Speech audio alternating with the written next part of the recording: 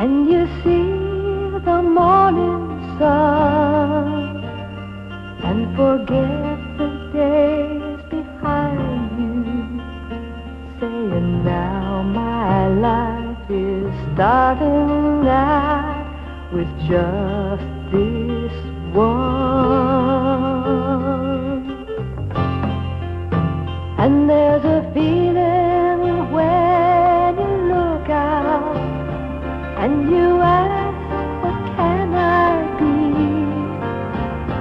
And you know there's really nothing that can keep a guy from being what he wants to be. 'Cause it's that California feeling in the east and in the west. It's that California feeling in your talk and in your dress. We always look to what could be instead of all that was, instead of all that is, what can be.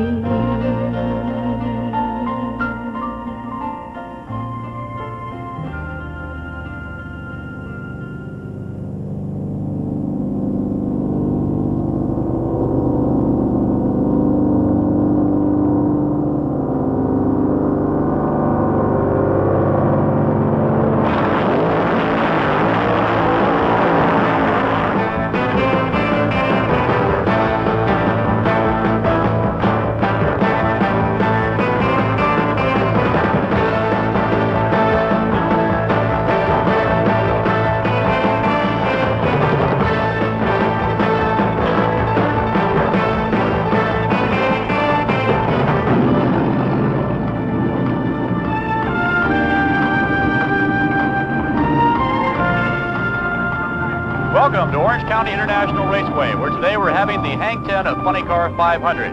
You'll see Pat Foster in the very Setzer Vega, the defending champion, Little John Lombardo, Danny Ongaias, the Big John Masmedius Machine, Jervis O'Neill, Jim Adolph, Paisano Matsubara, World Champion Gene Snow, Tom Ferraro, the Bratzenberg in Vega, and Big Jim Dunn.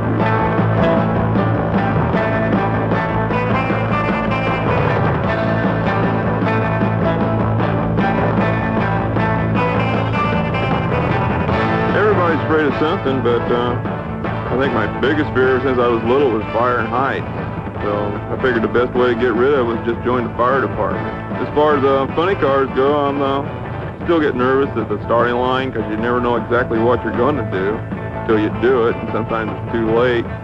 And I think if you lost all your fear and respect, you just quit being fun and you get hurt, and you just got to respect them. That's all there is to it. Because you just never know what they're going to do. But why worry about death? It'll come sooner or later.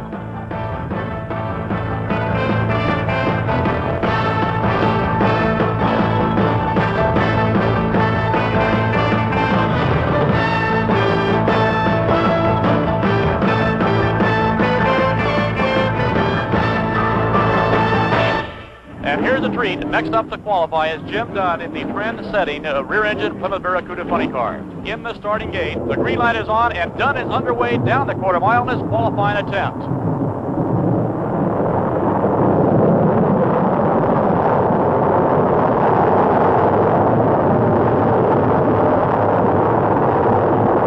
Looks like Dunn's got a good one cooking. Wait a minute, something comes off the car. Dunn pulls the top off the car. Everything appears to be all right, and get this, he still qualifies at a 6:94 elapsed time. Only 2 hours to funny car eliminations.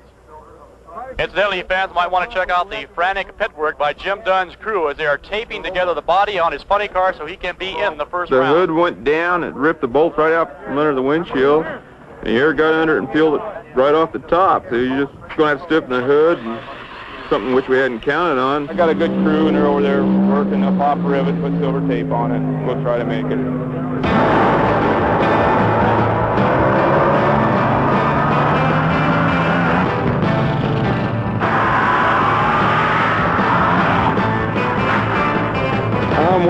older drivers out there, but most of your good drivers are probably in their late 30s, early 30s.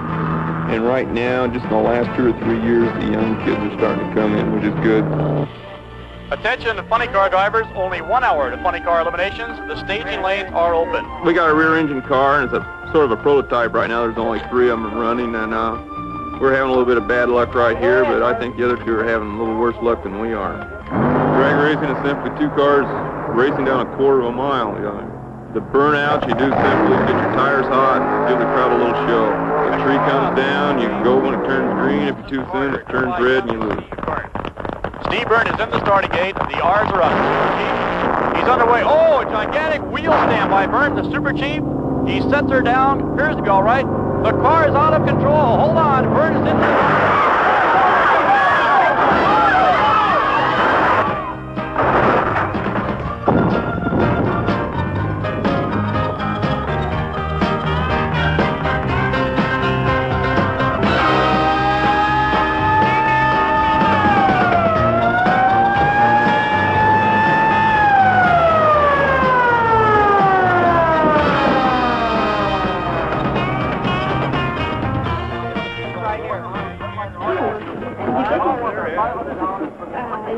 I've been married to Pat for 17 years. I wouldn't be honest if I didn't say I didn't worry, but you really can't worry that much, and Jim's proved to me over the years that he's very safety conscious about things, and he's very good about it. When someone is killed on the drag strip, I don't really connect it with Jim. You feel bad about it, but if I let everything get to me, I could go nuts after a while. The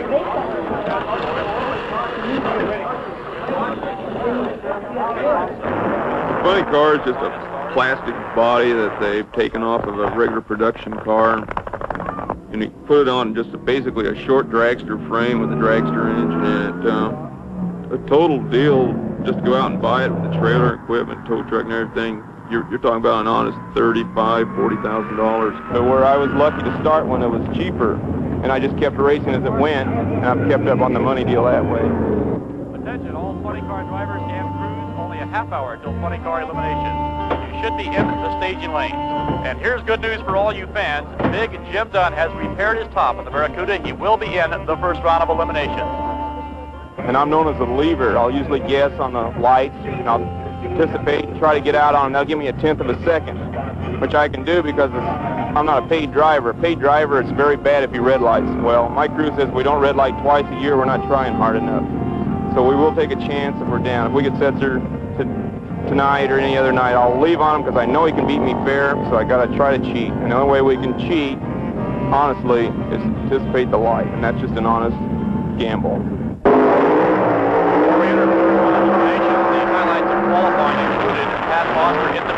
Vegas, setting low elapsed time at 6.64 seconds. Setzer and Foster, of course, hold the track record at a 6.52 elapsed time. They also hold the distinction of being the quickest funny car in the sport at 6.40 seconds. In this race, it'll be Gary Bergen, Nebraska and Bergen Vega, and Gary Dencham, the Dencham and Walker Ford Pinto. They're all set. There they go. They're side by side. Bergen falls back. It's Gary Dencham, an upset at 7.21 seconds. In the next pairing, it's the Setzer Vega, driven by Pat Foster, against Jervis O'Neill, the King Rat Chevy Camaro. They're both staged up. The green light. They leave side by side. O'Neill almost lose control of the King Rat. Foster at 6.47 elapsed time. Now it's the colorful Stu Schwarzamara, the Paisano Schwarzamara Vega. And there goes Schwarzamara on his burnout. His opponent will be world champion Gene Snow from Fort Worth, Texas. Oh, this is going to be a good race. Schwarzamara against Snow. They're both ready to go.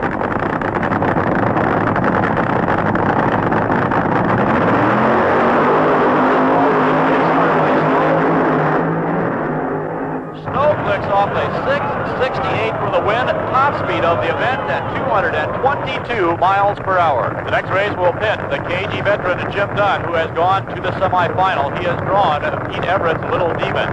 This is the second half of the semifinal race. The winner of this will go into the final against the awesome Barry Setzer Vega, driven by Pat Foster. The world's greatest and the fastest funny car.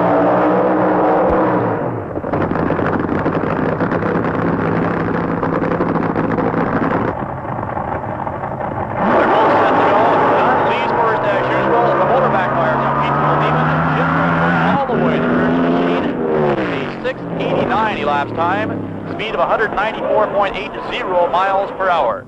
It's Jim Dunn into the final against Pat Foster, the Barry Setzer Vega, for the Funny Car 500 title. They call us the budget racers, mainly because we can't buy a pink motor or a black engine. So we build our own motors and we do all our own mechanical work that we can. I've got a very good crew here. They don't get paid anything. And the main thing, they really enjoy racing, so they're very good on the crew. My family gets involved quite a bit. Like my son there is my #1 pit crew, and my daughters help pack the chutes and pour the oil when we go out. My wife, she pours the bleach and helps line us up. Last year we went back east. We went through 23 states and raced 18 times. We were gone 5 weeks, and that's what I called a vacation. Qualifying. He's mowed down 3 opponents. He is in the final, and he'll be going against Pat Foster in the awesome Barry Setzer Vega that holds OET at a 6:47 elapsed time. Actually, what we're doing now is warming up the starting line with the torch. We do this before the final. There's no liquid down, no reason to be alarmed.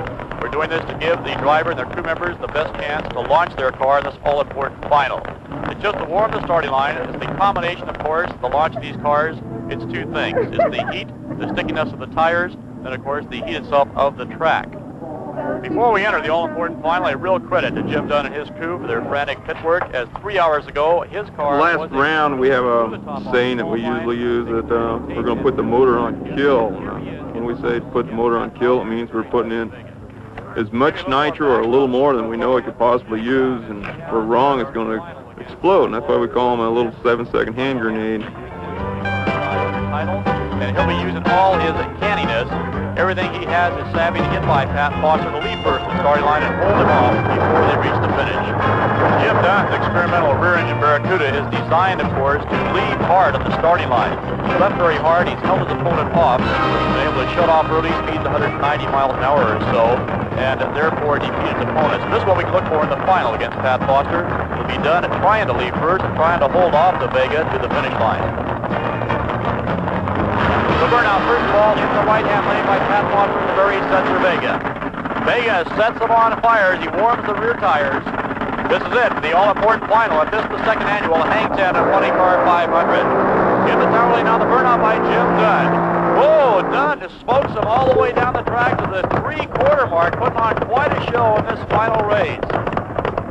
Quite a feat for the fireman from La Mirada, Jim Dunn, that he's even in this final. He backs up his Barracuda, as 3 hours ago this car was a convertible. He blew the top off in qualifying, and here he is in the final.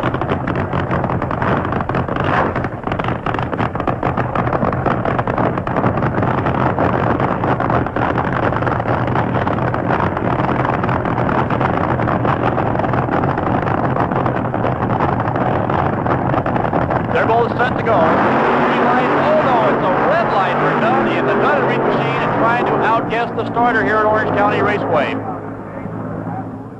A lot of guys like to play football, baseball, or something, but even when I was little, I'd like to go racing now. When I was very small, my dad, he liked horses, and he had me a horse, and we lived out in the dairy, and he wanted me to work there, but I told him I didn't want nothing to do with that act, so my dad said, well, what do you want to do? I said, I want to go racing. So he said, for my 16th birthday, he bought me a 40 Ford, and a cam, 2 carburetors, and about $50 worth of tools, and said, there you go. And I've been racing ever since. And we got competitive about 1963 and 64. We started racing with the Aldred here. It was Dunn Merritt Velasco Coupe. We ran it for 2 years, won the Winter Nationals both years. Then we went dragsters, Henry and I, and didn't turn out too well. I wanted to go Chrysler. He didn't want to. He was a racer when we met, and when I married him, and he still is. So I've got a new partner named Yates. We went dragster racing. We were low ET at Riverside the 3rd week out for the hot rod manufacturers meet, and had to quit. And then I went down and saw Reed Automotive, and he said, I'll give you a motor if you want to run a car. And I had a brand new car then. It didn't do too well. It had an experimental woody front end on it. He's easy to get along with, and he's a good sport. And then we got a new car. We got the rainbow car, they called it. And we won Bakersfield that year for the fuel championship in '69. We won Division 7, '69. You know, if he didn't race, I wouldn't want to go out because it would be so boring. And we went to the funny car, the Dunn and Reed funny car. We won Bakersfield again in '71 with the funny car. I believe that do what you want to do now and worry about being old when you're old. I can't see saving my money. I do what I want to do today and worry about tomorrow. So I guess you could say I live day by day rather than what will I be doing 30 years from now. After he built the funny car, he just started winning a lot, and the model company came on to build models, make models though. Dad said sure. And they were just, they were going to give him some money, but he didn't really care about the money, and they ended up giving him 1.5% plus $500. Used to, if you had $1,000, you could be 80% of the guys because they only had $500. But now everybody's got their $1,000. Now you go out there and you got the factories behind them and everything. So you're beating a bigger factory now. It's a bigger thing. It actually gives you more satisfaction when you can beat one because it is harder and it's more competitive than it used to. There's a special trophy for red light and hang 10 One of a kind. Neato, right? Why did you red light? Why did I red light? Because the light was too slow. I was perfect. Every driver here in all four must win to earn those valuable points to lead them to the World Championship Series final at Orange County International Raceway on September 16th. The winner there. I can't believe it, man. We got robbed last night. Like we're laying there in bed, and I got my billfold by the TV, and the kid's got his pants lying there. Get up this morning, both our billfolds are empty. I mean, that guy had a little hair to come in with 5 of us sleeping in there. I didn't even find out about that. I went in and got a glass of orange juice today and had to borrow some money from a buddy. I just really started doing stuff last year when we went on tour. It was really fun because it was just me, my mom, my sisters. We were the crew, so to speak, and my dad was driving. I feel close to my dad because I always go with him. All right, coming up in qualifying right now is the brand new Sophie sales car owned by Larry Hunt. Dave Beebe, one of the finest drivers of funny cars in the country, is at the wheel. He's pulling into the bleach box right now with his new Challenger funny car, getting ready for his burnout, and here he comes. Dave Beebe out of the bleach box. They'll be backing the car up, and Dave Beebe now getting ready to make his qualifying attempt. He's into the staging beams. Dave Beebe, the Sophie sales car, set fastest time of the day thus far for funny cars in Sacramento, 213 miles an hour. Jorge Azvito now. Active funny car, the drummer goes through. He runs in the elapsed time of 7.67 seconds. There goes his burnout, a strong, smoky burnout by Jim Dunn, taking those tires. Backing up into his own tracks to provide the best traction. Dunn now approaches the starting line. And Dunn goes sideways. He gets it straight. He keeps on through. It looks like he may have nipped the piston about halfway down. He still has 7.31 seconds, enough to qualify into this funny car eliminator program at Sacramento Raceway Park. It took all the rings and it's oiling. When it gets oil with the fuel we run, it'll detonate real hard. We'll go back into the race, and just hope for luck that we can luck through. It'll probably run 720, which is fair. That's not even fair. That's pretty bad. But rather than just going home, we'll try. Qualifying in top fuel eliminator for those all-important World Championship Series points here in Sacramento. We have 2 cars attempting to qualify into that 16-car field in competition eliminator. Configuration. One of the strongest eliminators throughout the entire western part of the United States. Funny car qualifying continues. First up is Benjamin Walker. And a 7.51 second elapsed time puts him in the program. So they both leave the line. And it's 7.97 seconds. And that really puts him in the program. Coming in trailing with a 7.96 seconds.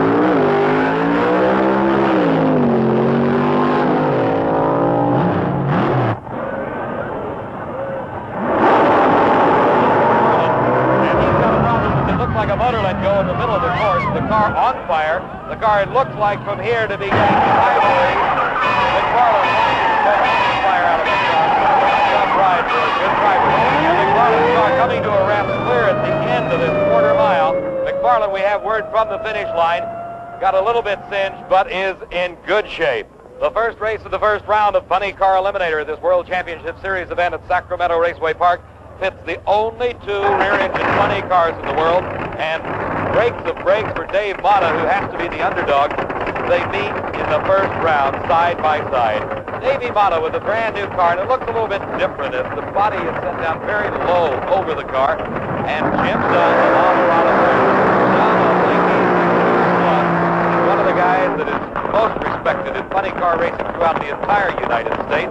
He drives that rear-engine Barracuda, and certainly one of the toughest in the country. Both cars heading now towards the starting line. The tree counts down, they're both on side.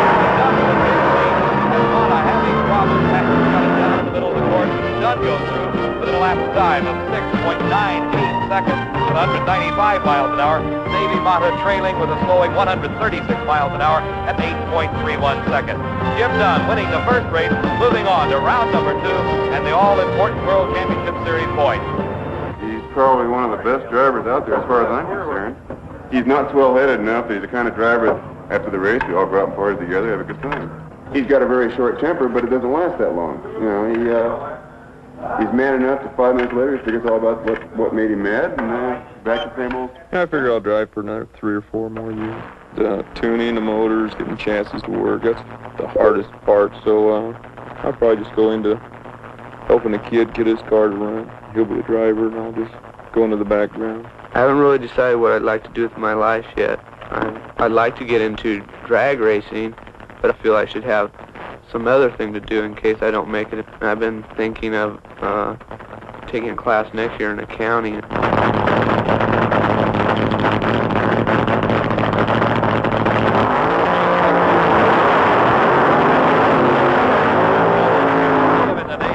And you see them at night. This is where the header blades stand off these cars. It's really some of the most exciting sights you'll ever see on any racetrack in the world. Fuel drag racing at night. This is one way that you can tell how well the cars are running by the length of the flame off the top of the header. Harry Densham making a pair of burnouts in his window, the Densham and Walker car, and he's got a tough one, Dave Beebe, and the Sophie Sales, the brand new car of Larry Hunt. They're staged. The 3 goes green. Quarter mile. And there it is. Dave Beebe with the win at 6.91 seconds. Gary Densham going 100th of a second quicker, but losing as Beebe had to jump off the starting line. 6.90 for Densham. 205 miles an hour. Beebe's speed 215, and Beebe moves into the final. This is the final race of round number 2 action here at the World Championship Series. The winner of this will go into the final to meet Dave Beebe for that all-important title and, of course, the World Championship Series points. And wouldn't you know it, 2 very close friends. Jim Dunn, the Colorado Fire, the very running car, driving Joe Pisano's Chevy Vega. They're both doing their burnouts. A strong burnout by Jim Dunn.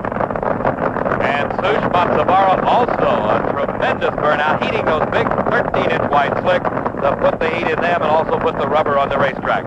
They're both approaching the starting line now. Uh-oh, it looks like Jim Dunn's forgot his goggles. A very sharp crewman tells him to put them down, and there goes Dunn now into the staging beat.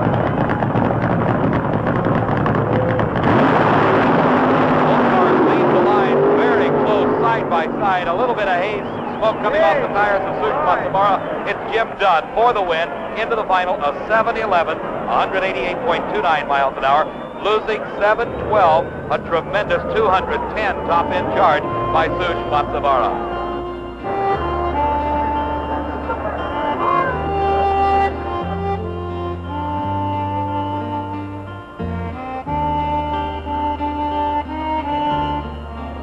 We just got word from the pit. It's a broken 2-speed for Jim Dunn. Dave Beebe, the automatic winner. A tough break for Dunn and the rear-engine Barracuda. I miss Jim the most when he's at the fire station. Yeah, I've been on a fire department about 9 years. The job's very good. You got good guys to work with, and you never know what's going to happen. Maybe we'll have a fire today, maybe we won't. The work's the worst part because there's just no way of getting home then. I mean, if you're out racing, like I said, it's more of a family affair. At work, you're gone for 24 hours, and you're gone 1/3 of my life were at work. That's probably the most lonesome time. If I could probably do better right now, say driving to the race car than I could in the fire department, but you have good security, and I got a family with 3 kids. Like I say, I'm a professional hobbyist. That's the way we look at it. And I get to race enough where I'm satisfied, and I still got a good enough job that keeps my wife happy. I was, what you could say, scared of heights. Just, you know, I mean, literally scared of getting on top of a coffee table even. And to get on the job, the first time I failed the physical agility, which consists of going up 5 stories up a ladder truck and then down and everything. I went up it and down it, and the guy got down the end. The guy says, "Boy, I'm sorry, Mr. Dunn, you failed." And I said, "Man, I'm happy I went up and down it. You know, I thought maybe you had to pull me down." 2.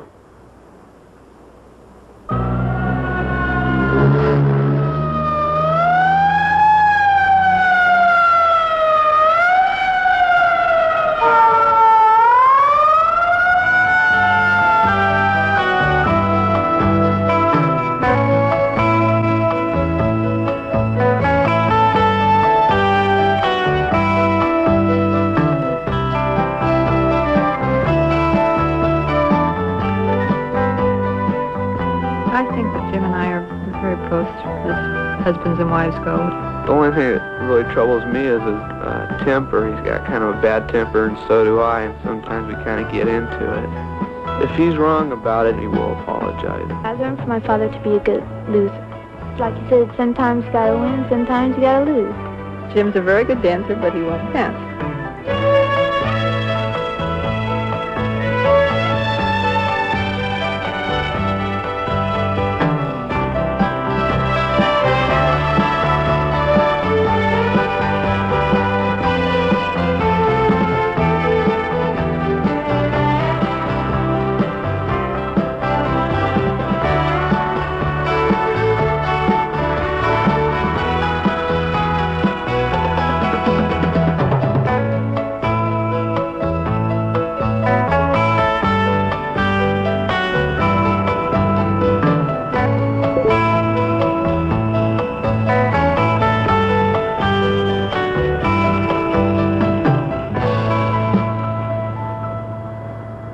You don't have to keep something going. I mean, if you like each other and have fun or whatever you do, it goes. It's like anything else. If it gels, but we try to do things together.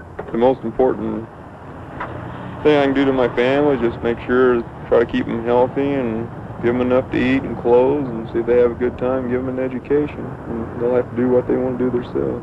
My happiest memory of my wife, it'd have to be yesterday or a minute ago. There's a feeling when you speak up and you say, "Give me a try," and you know that though it's new to you, you've got the kind of heart and what it takes to make it fly.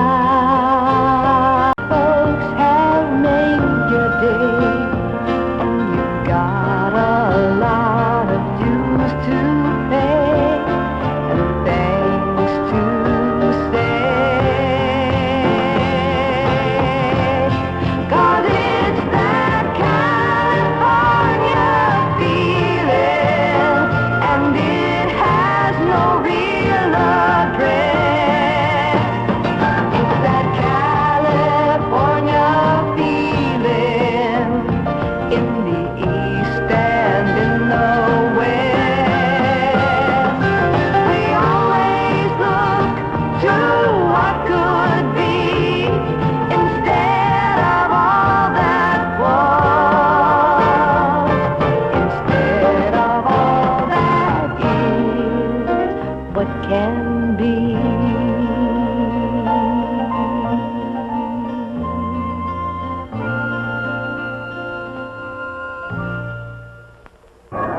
Ladies and gentlemen, we're awfully sorry about the dust storms, a little bit of rain here at Salt Lake City, Utah.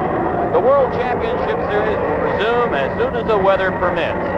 While we're stopped here, ladies and gentlemen, for a moment to... Yeah, the dust is pretty bad, but I've been racing for about 20 years. And 20 years I've been running on the streets. I've been running out in Dad's cow pasture and been in it ever since high school. And I've seen worse things than this. I mean, I won't run in it now because we're going too fast right now. I mean, 20 years ago I've been going about 80 miles an hour as fast as I could go, so I don't think you'd really hurt it, because about now I'll be doing 80 when I come out of a burnout. 20 years is a long time.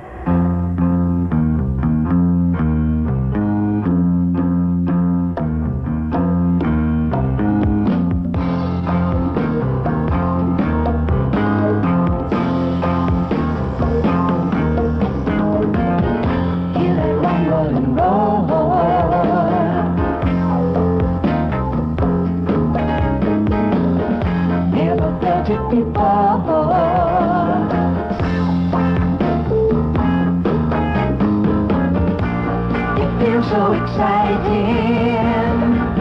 I'm firing, I'm flying away. Firing, I'm flying today. Firing, I'm flying away. Make a way. Yeah, yeah, yeah, yeah, yeah.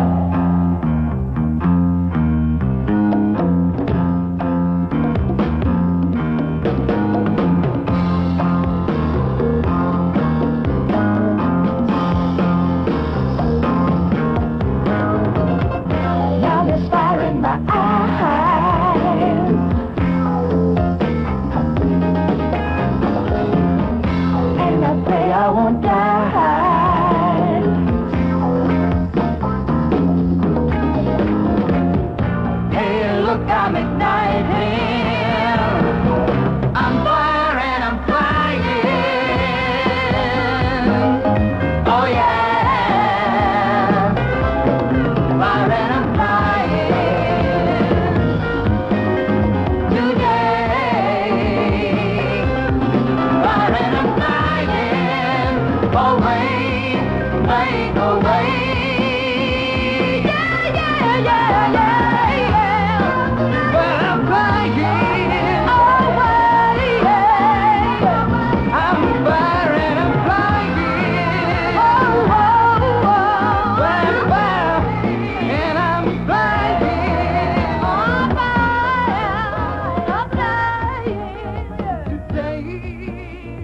Okay, the dust storm's over and the action will resume very shortly here at Salt Lake. Tom Zediger of the Family Affair. He and his family travel throughout the West every summer with their funny car. They'll be trying out the track here very shortly. See the kids, the wife. It's a real family affair. We'll also have several runs to see that everything is clear. These are qualifying runs. Here in the late going. Last time these reads much better. Pulling to the line. They're underway. Look out, one of the cars upside down and rolling down the track. The position.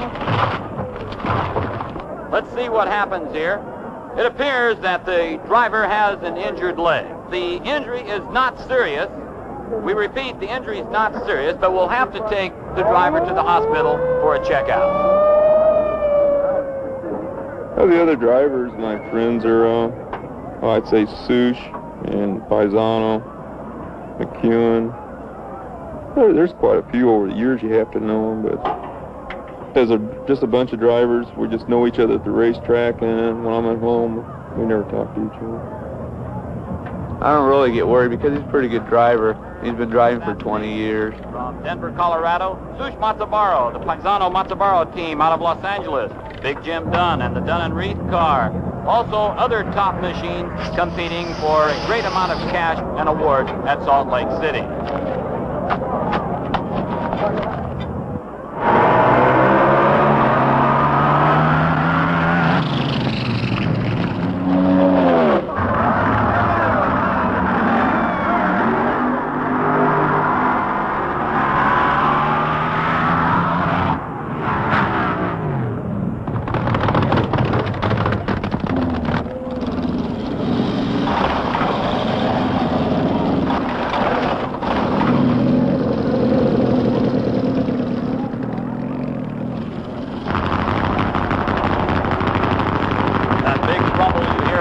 program, ladies and gentlemen, some 1,500 horsepower as Big Jim Dunn, the Dunn & Reed rear-engine funny car, comes towards the starting line. Dunn, a big favorite here with the fans at Bonneville Racetrack. It's a different altitude than he's used to working on. He's fired up. And he thunders down the quarter mile. He's making a fantastic run. A very good qualifying run for Big Jim Dunn with a 6.85 seconds. 6:85, a new Bonneville track record. Last year, when we started, everybody had 3-speed transmissions. They weighed about 2,500 pounds, and they thought that was the answer. And we got together and said, they're all wrong, you know. So we built a lightweight one and made as much like a drag as we could, high gear and everything. And we were the winningest car on the West Coast. So this year we figured, well, let's go one step more. So we built the rear engine, and it's been giving us nothing but a headache. But we're starting to get the combination, and it must be working because we got the track record here tonight.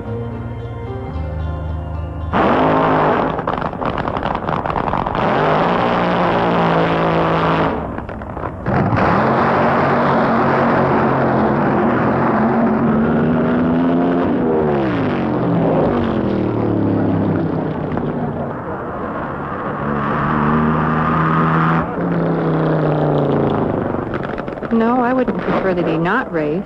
Sometimes I think I'd like him to race a little less, only because he's not home as much as I'd like him to be.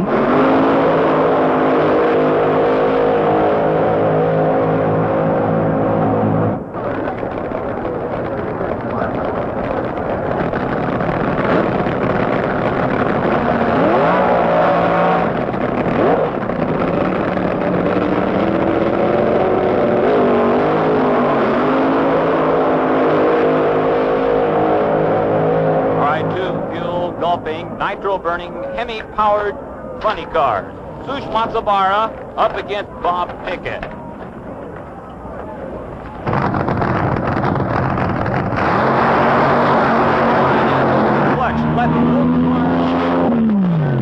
Bob Pickett, a lap time, 6.98 seconds. And now in the second half of the semifinal, Big Jim Dunn matching up with John Decker.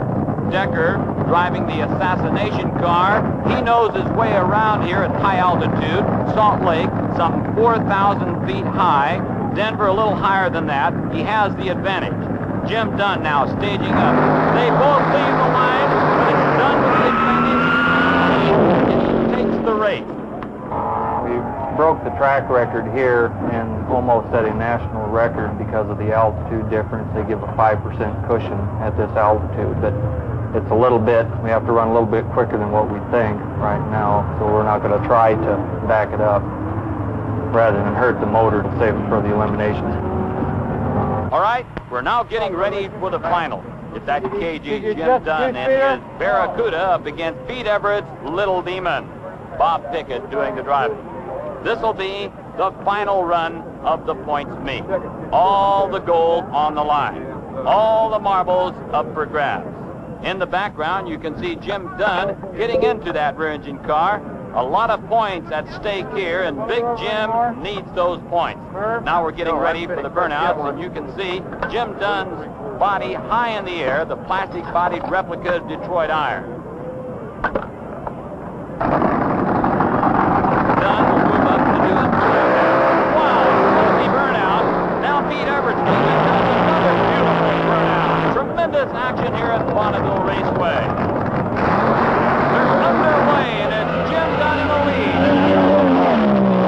Big Jim Dunn wraps it up with a new track record. I think I'll shout on the red. It's been a long time coming. Never thought today would be so long in a coming. Glad I told my friends that my time was coming. And I know I'll make tomorrow, 'cause I won today. You hear all the fireworks going off on it? Yeah, was that you? Sure, that's celebrate, man. First car, that's the first race that one's ever won.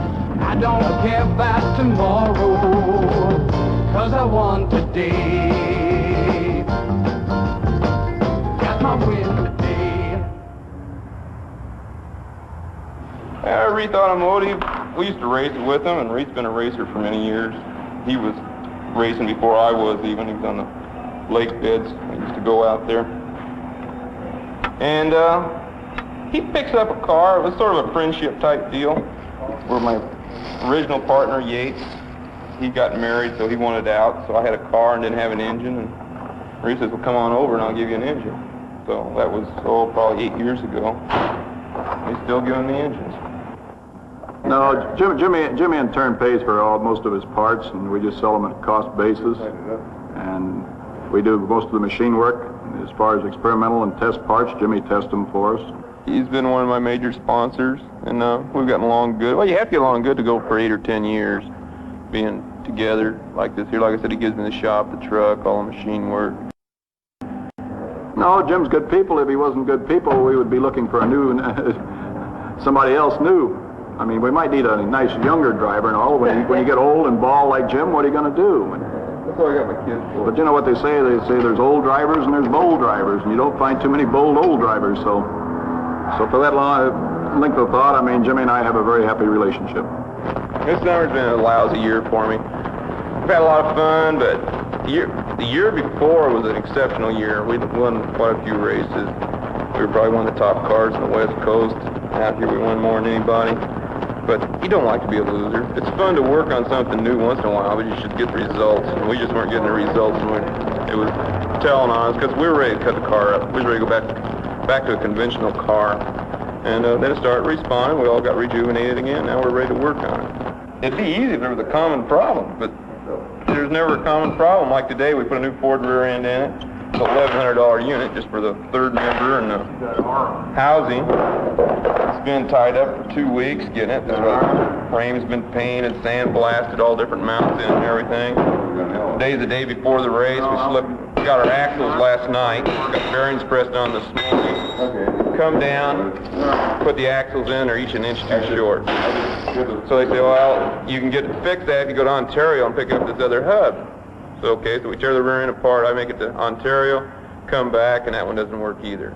So now we're putting back the rear end that we spent $1,200 to take out. The kid I sold my old car to last week is Mike Dietrich. I hope he knows there's more to it than just getting in and driving it, because he's going out to get his driver's license today.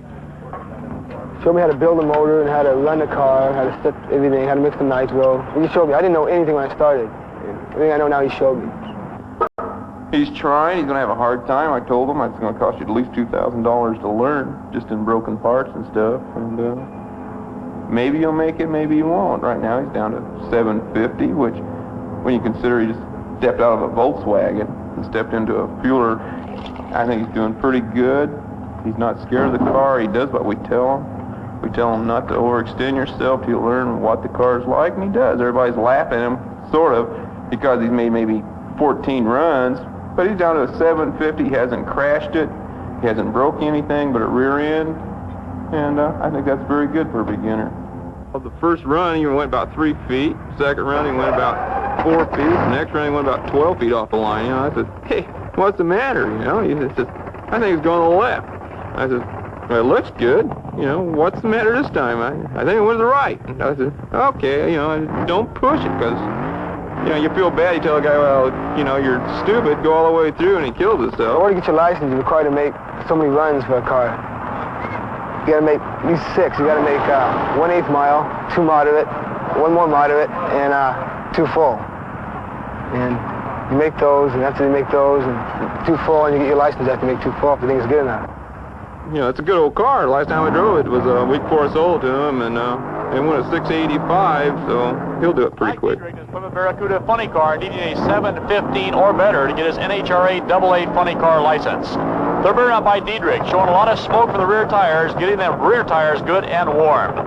Diedrich backing up, just about set to go now. He's in the starting gate. The green light comes on, and Diedrich on a good run. He needs a 715 or better. He makes it for his NHRA driver's license.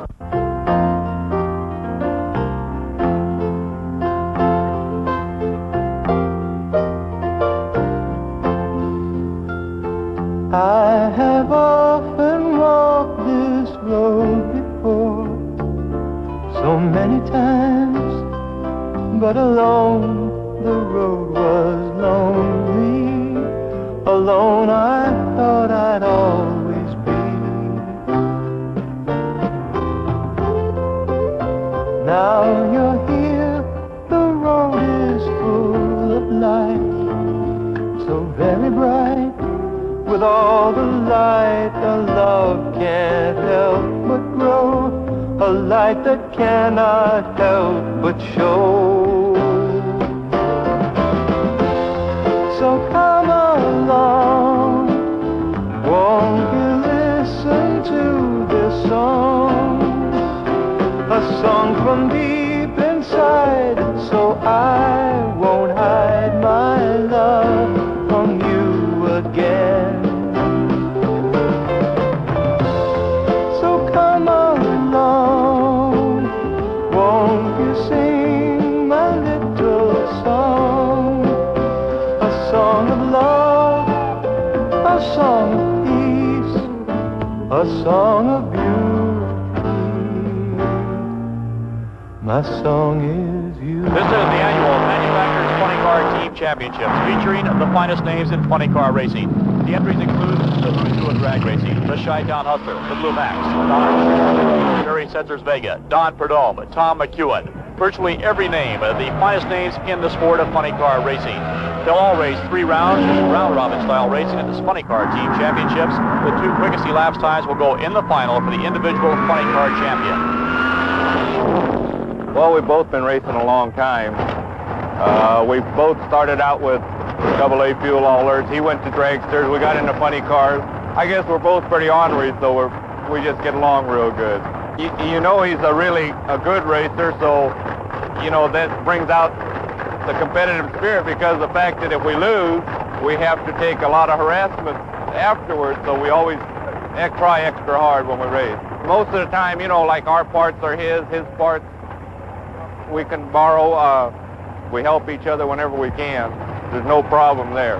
Oh, he's a great guy. You just, you know, if you understand him and everything, and you know that if you do bad, the harassment's going to come, and if he does bad, he expects the same from you, and, you know, we get along real fine. He was doing a lot of experimenting with the rear engine car, and, you know, like nobody else is venturing to try it out on a full-scale basis like he is. I think, but everything's coming around now where, you know, it's starting to justify for him holding out and trying it for this long. Why do you like drag racing? No, it's fun. It's the best. Volkswagens, but they're not here. It's really bitching. Fun to watch. So meet a lot of people. I like to listen to the engines. It's like racing. I like the noise. See the girls. Noise. Far out, just far out. Noise. It's thrilling. Oh, it's just really exciting. I like to see cars win each other. Well, my responsibility as a starter is to make sure that the cars are safe and they're not leaking any fuel, not leaking any oil. The car is safe to travel down the quarter mile, and when it's over and the driver has his chute out or unbuckles his seatbelt, whatever, that he's safe and the car is safe and there's no problems. Jim has a exceptionally good starting line reaction time, plus the fact that Jim's car seems to launch or leave the starting line quite a bit quicker than the average car, being that it's a straight clutch car. Normally with his super quick reaction and super quick launch off the starting line with his car, he'll win quite a few races. Going against Jervis O'Neill, the King Rat Chevy Camaro. This is a brand new car. The sensor machine driven by Foster. Jervis O'Neill set in the tower side, Foster set in the spectator. Here we go. Sensor's got the lead. Pat Foster, the brand new Vega. Jervis O'Neill's on fire. He hits the bottle while Pat Foster goes on to low elapsed time of 6.59 seconds. There's a red light on the track. The emergency crew rolls to the aid of Jervis O'Neill. The number 5 qualifier for the Ford team, John Collins. Next, the number 2 qualifier, Dwayne Ong. The number 1 qualifier for the Ford team, Richard Tharp and the Blue Max. Next, we have little John Lombardo, and next we have Jeff Cordy. Then Dave Beebe, Whipple and Mr. Ed. Jim Murphy, the Holy Smokes. Next we have Jungle Jim Lieberman and Gary Bergen at the Brasket and Bergen-Vega. The Dodge team led by the Chi-Town Hustler and Ron Colson and Big Jim Dunn from La Mirada, California, number 2 qualifier for the Plymouth team. And the Hawaiian, number 2, driven by Leroy Chatterton, a 6:70.80 elapsed time. Sush Matsubara for Paisano Matsubara, number 2, Pat Foster, the Barry Setzer Vega, at a 6:59.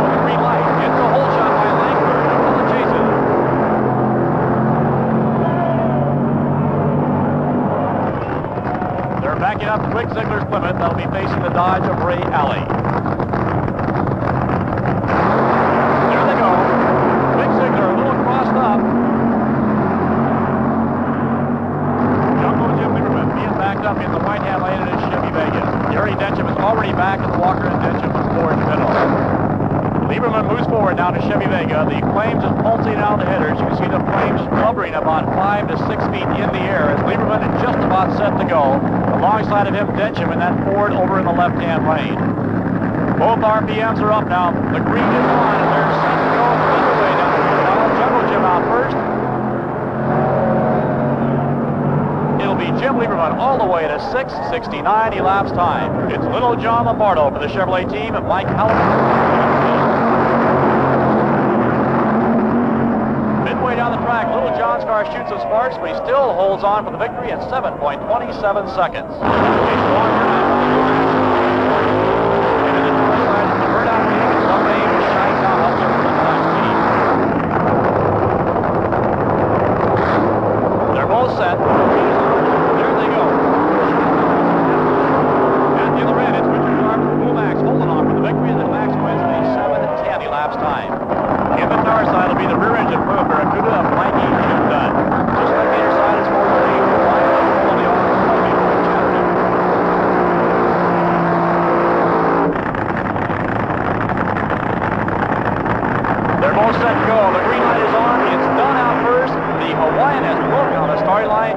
Streaks to a 6:63, 213.27 mile per hour victory. Low qualifiers at this point is Billy Meyer with a 6:51 and Ron Colson with a 6:57. Now it's the Holy Smokes for the Plymouth team and the Pacemaker for the Chevy team. They're both set.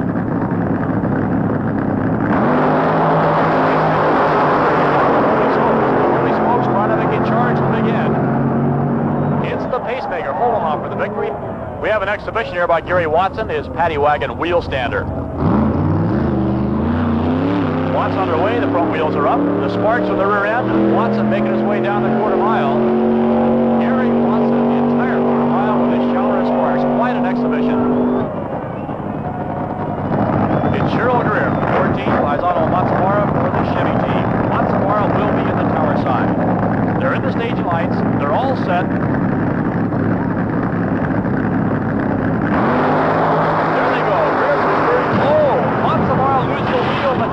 Paisano Matsubara car, he's scraping on the guardrail.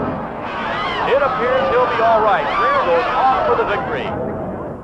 Yeah, that's a third car Paisano, you know, he's piled up. When you're racing, you overextend yourself. That's probably the most hazardous time for a driver. Now this one, he sheared all the lug nuts off. I mean, that's an act of God. There's no way you're going to fix it. He's just lucky he didn't get hurt, you know. And he's very good for crashing 3 times and flipping twice, and he doesn't seem to get scared a bit, so, I mean, he's sure not afraid of it.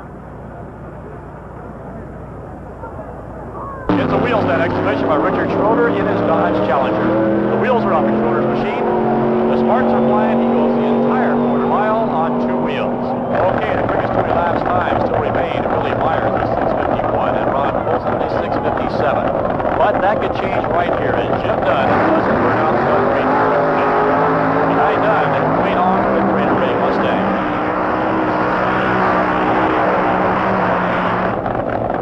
done. The crew members out there assisting him and pushing him back as far as letting the reverse gear. In contrast, Wayne on backing his machine up with the 8-number reverser in the Ford Mustang. They're both set to go now as they're staged up. Green light. It's the fireman, Jim Dunn, moving first. Wayne Ong has broken something, and the Mustang has done and streaks down the quarter mile to a 6:84 victory.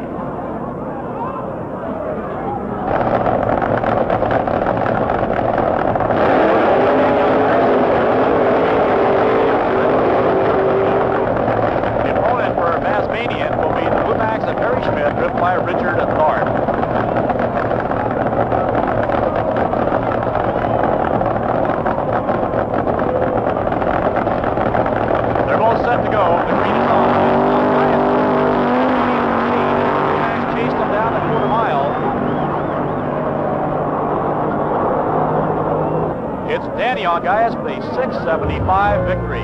Some drivers are lucky, and some aren't. Like the guy's saying for me that I'm one of the luckiest unlucky guys there is, because if I lose a race or the motor dies at the starting line, I shut it off early. I don't know why, and we'll come home and rod will be hanging loose, the rear end's ready to fall out, and that's just being very lucky when you're unlucky.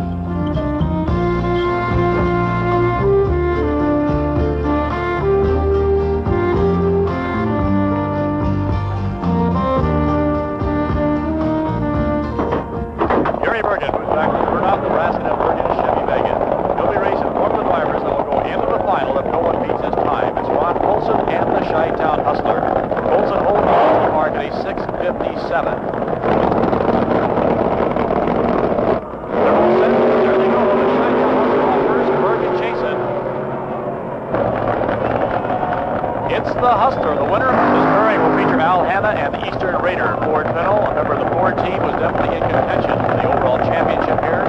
And Frank Rupert, the Mason Rupert Chevy Vega. They're both set to go now. Hanna for the Ford team, Rupert as an alternate. It's Hanna moving first in the Ford, Rupert chasing. Rupert loses something as Al Hanna goes on for the victory at a 6:70, 60 laps time. Inbound, flying down the quarter mile behind his motorcycle, showering sparks the entire quarter. Foster, having completed his burnouts in the background, and Dunn comes to the starting line for his dry burnout.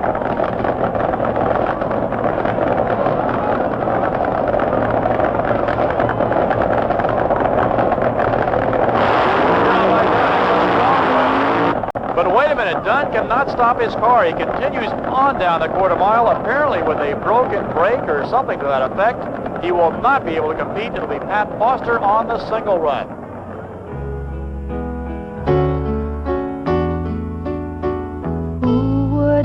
Be without you? Would I be me without you? What would I like to talk about? Not knowing what would knock you out. Where would I be?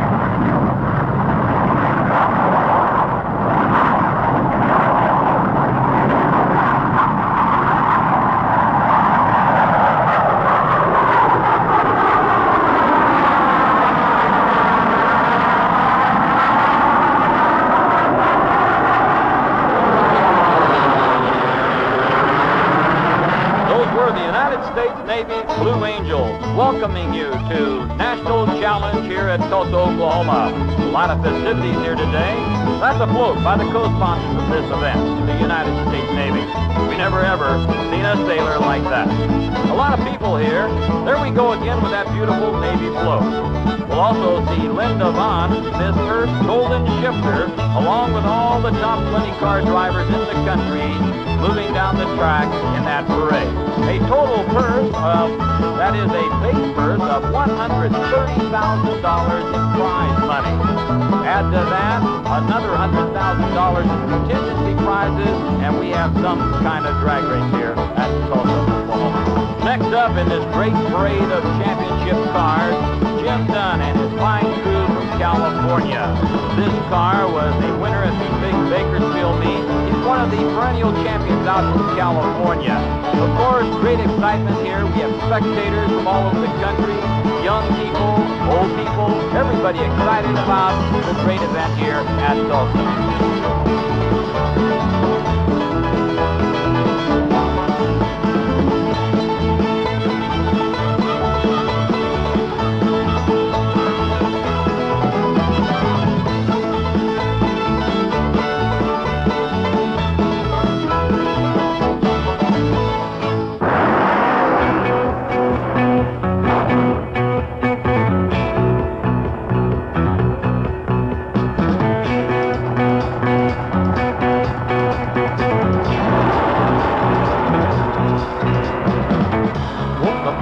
Funny feeling, with the fear and yet a tingling, knowing that before long I'd be roaring down that quarter mile.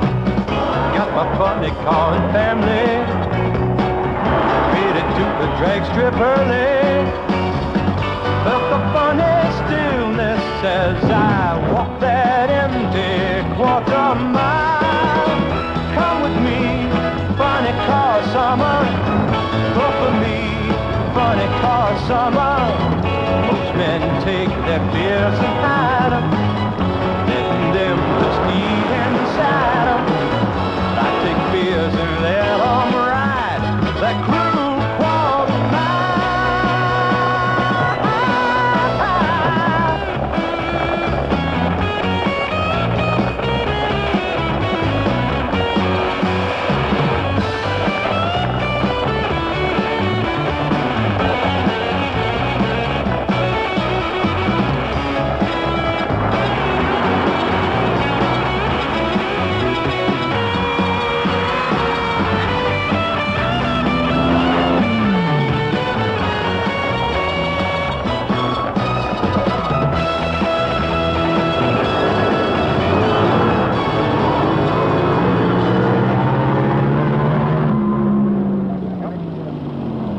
Trips like Tulsa, we call them sponsors races because we're sponsored very good over the year by Goodyear and Valvoline, all our clutch people. You know, everybody's on our car, but they want us at 3 big major events out of the year just for the odds. And we know we're going to lose money. I mean, it costs us $1,000 just to get here and run our car. And if we qualify, we get $500, and half of us are going to lose first round. But we feel it's money ahead in the long run. Wind's Courage of Australia is a rocket-powered dragster. It decomposes hydrogen peroxide. That's how we get our thrust. The car is 27.5 feet long. It weighs 890 pounds, and the car has turned 311 in 5.10 seconds.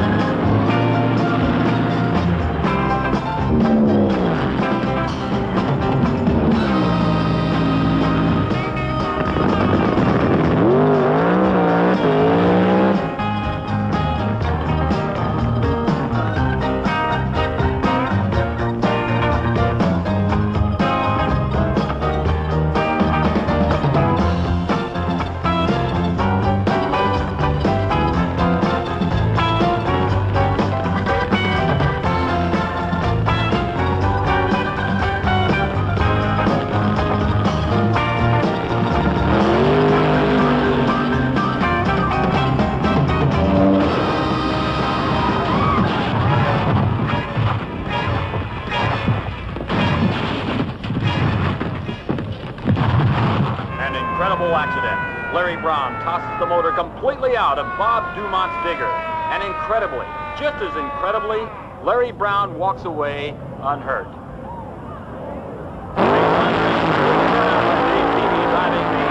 Mr. Ed and Whipple car from Fresno. Alabamian, driven by Billy Holt. The winner, Whipple and Mr. Ed, Dave Beebe driving with a 6.89. Dunn and Reed, that rear-engine Barracuda, the only one in Tulsa, being pulled now into the fire-up area, while Telstar is making his smoky burnout.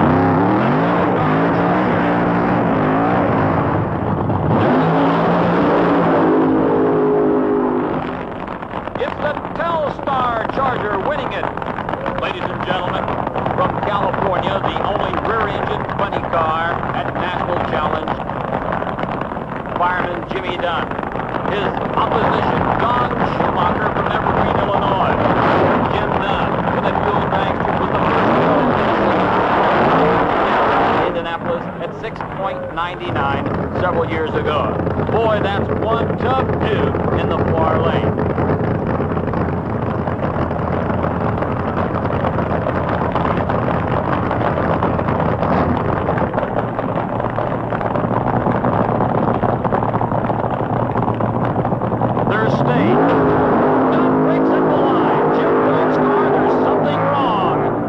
Disconsolate Jim Dunn. The car coasting to a stop. The win to Schumacher.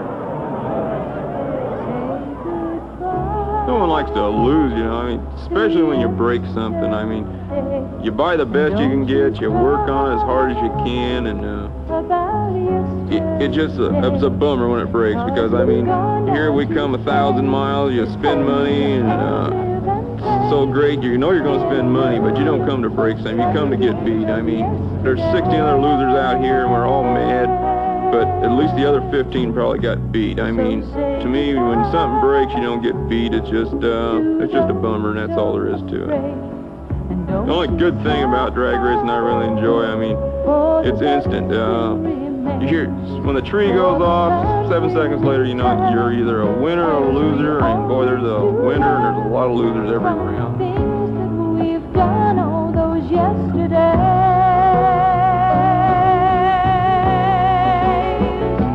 For tomorrow's the birth of a new day yet come. But there's never gonna be or ever will again be another day for you and me like that. So say goodbye to those old ties, and don't you cry about yesterday, 'cause it's gone now to stay, and you can't live and play in a world of hopes and dreams of yesterday. Of yesterday. She's gone away. Say goodbye to yesterday. She's gone to stay. Say goodbye to yesterday. Say goodbye to yesterday. She's gone today. Say goodbye to yesterday. Say goodbye to yesterday. She's gone away. Say goodbye to yesterday. Oh, say goodbye to yesterday. I first got into bike racing when I read in the paper that they were going to have one at the shopping center. At the time we were just racing in the street, so I figured I had a pretty good chance, and it was better than just racing in the street because they had a full Christmas tree and everything. So I went out there and I made my first run and I crashed and broke my handlebars and everybody was laughing at me. So I got mad and went home and got a new pair of handlebars and came back and set low ET. And then they weren't laughing too much anymore. At that race I ended up getting second place because a guy beat me out by just about a foot. They had a special light system where you could cut the light, and he knew about it and I didn't, so he left on me and he ran his best time at 6:66 and I just couldn't catch him. After that I got it figured out how to do it and started winning more races.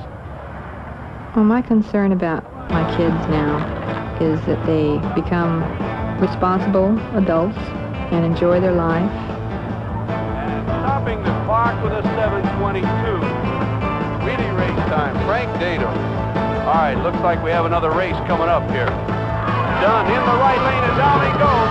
It's coming closer, right down to the finish line. Really cranking it on, and it looks like it is Dunn right across the line. Elapsed time for him, 5:89. 5:89 for Mike Dunn. Now we've got a special exhibition run by Frank Dado on his specially dismantled bicycle. The front wheel has been taken off and down he goes, giving us an exhibition run to the finish line, in and out the cones. Mr. Frank Dado. I might want to be a funny car driver when I grow up and try it. I might want to be it. Because like Cha-Cha Medallion, I want to try to be, you know, better and be like the fastest funny car girl. The next racer to come up will be Patty Dunn. Okay, on the line is Patty Dunn, going down for her qualifying run. Down to the finish line, let's see what she does. Patty Dunn, the fastest qualifier in the girls division for the 7:22. All right, it looks like Mark Serby in the left lane, going down for his qualifying run. Mark Serby really cranking it on, giving it all he's got. 6.30 seconds, and giving the shoe to. Gentlemen, this is the big race of the day. The final run between Mike Dunn and Kurt Claude in the left lane. Okay, they're all set. The amber lights are coming down. The green light is on, and they're gone.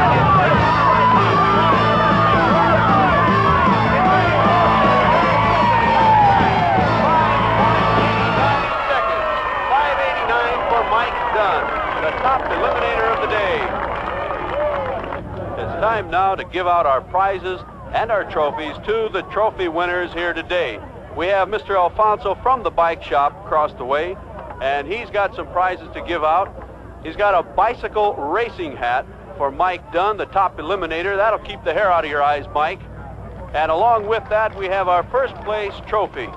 So congratulations to you. You've done a fantastic job. 5.89 seconds.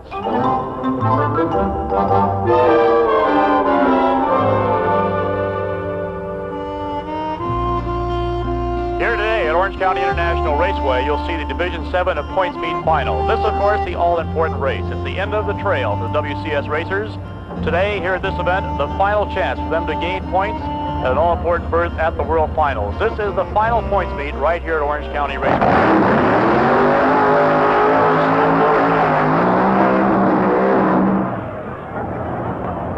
Jolie is staged up.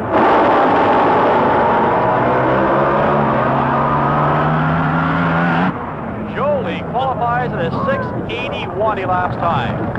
The track's got me a little spooked because we went up and smoked the first run and didn't prove anything. And last night we came back and went up to smoke again. So I lifted out of it and I got her straight. When I got down there about 800 foot mark, just turned left, you know, for no reason. Usually the car will wander when you're coming down there, but they're not supposed to turn left. But the battle in top fuel, I'm sure you'll find highly contested, and it's a battle between the Navy.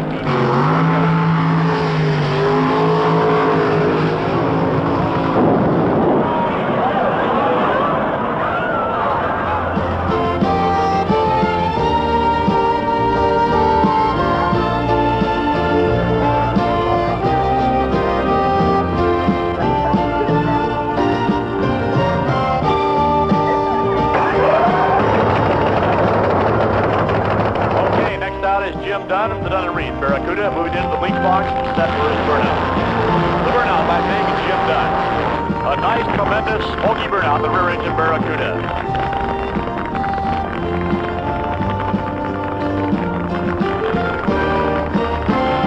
Dunn's car being pushed back to the start line by the crew members. This, incidentally, is the only rear engine funny car involved in the Division 7 points chase.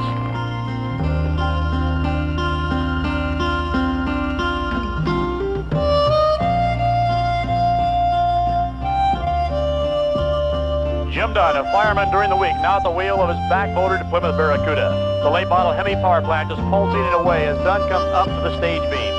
Dunn's now all set. Remember, he's running on the tower side. He is not yet qualified.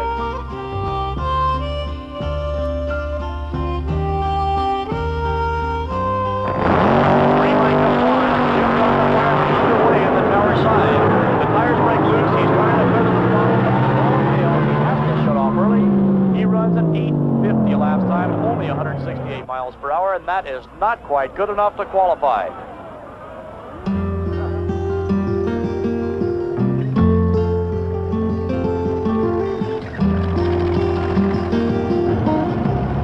When he comes in loose, you know it's a short day. He's not going to do a whole hell of a lot. But when the old man comes in the gate upset, mad at the people at the gate, and that's when the old man comes on. And like this last run, when, you know, all day long we've been kind of lax and everything, all of a sudden the chips are down, we got to make a pass. When he's really tight, he's really got to make a move, and then that's when he's going to do it.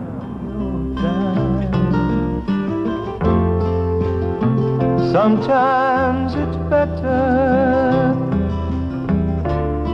thinking things over, waiting at the end of the line. It's the end of the line for things I once knew. The start of the time for being with you.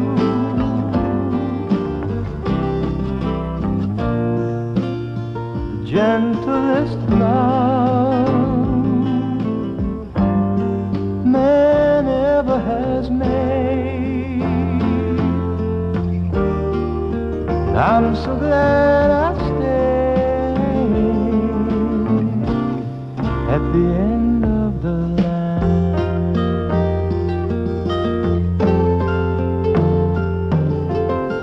I'm so glad I stayed till the end of the line.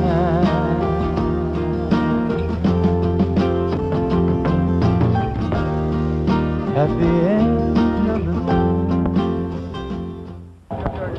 It just goes squirrely, you know. We went up there a little while ago and smoked the tires. You know, then it gets on out there a little further and it starts heading for the lights, and they had to pull the chute and get it off the strip because, you know, I'm going to take the lights down. They sprayed the strip and it's just not holding it in the middle. I mean, there's no traction there. We keep taking clutch out of it. We're hoping to slip the clutch more because we don't want the tires to break loose, and we've got to slip the clutch more. If it works out, you know, we should get a fairly decent run. But this is our last chance to qualify today. So I mean, we got to do something. Ethan Poe is number 7 at a 684. This is the time to sweat it out because neither of these drivers are in the program. An added spark of interest here is that Matsumara, Jim Dunn, and Dave Beebe are all three tied for the division title for the funny car points lead. Beebe already qualified. If these two cars fail to qualify now, it'll be all over as Beebe will probably win the division. This is especially important for Big Jim Dunn because Dunn has been working all summer with this experimental Plymouth Barracuda, a car that led to victory in Salt Lake City with the points championship, but has broken down in Tulsa, blew a top at the Hang 10 20 car 500, and broke a 2-speed at the Sacramento points meet. Can Big Jim Dunn, who's had such a tough summer, come back and win this division proud? We'll see here today.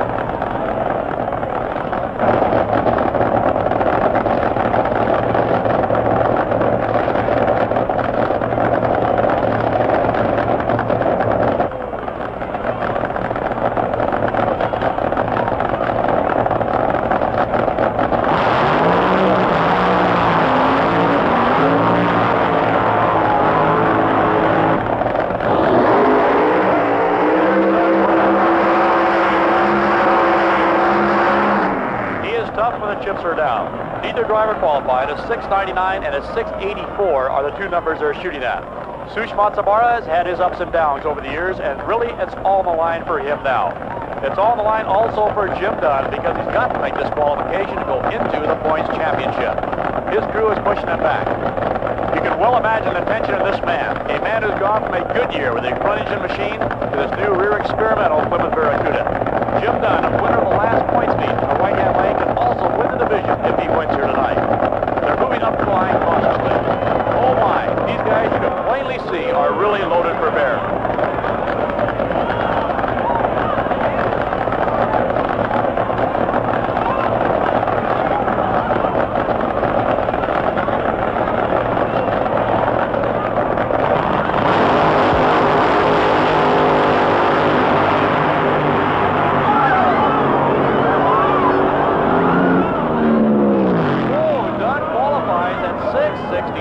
Good for the number 3 position.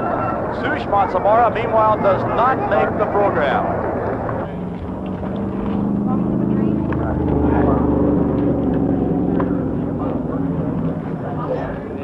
Best thing that happened to me, rather than getting rich, I'm pretty well satisfied as it is. I got a good job, I got a good family, I got a good hobby.